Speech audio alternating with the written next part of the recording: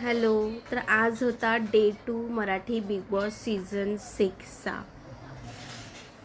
Day 2 म्हणजे episode 2 होता, पण डे 1च होता त्यांचा आतमध्ये. इतकी भांडणं. आणि गाईस, तुम्हाला काय वाटतं, तुम्ही भांडाल तरच दिसाल का? म्हणजे ते पण खरं आहे, जर भांडाल तर दिसाल, पण काहीतरी टॉपिक बेसलेस गोष्टीवरनं तुम्ही भांडता. त्या दीपालीचा ॲटिट्यूड मला बिलकुल आवडलेला नाही.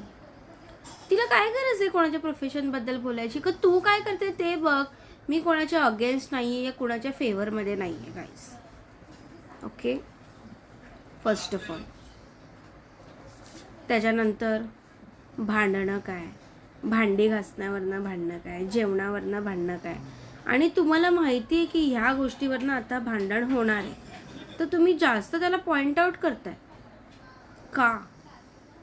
दुसरं काहीतरी करा. टास्क दिलेला तो तुमच्याने धड झाला नाही, भांडणं तर तुम्ही करायला एक नंबर. काय आहे गाईस?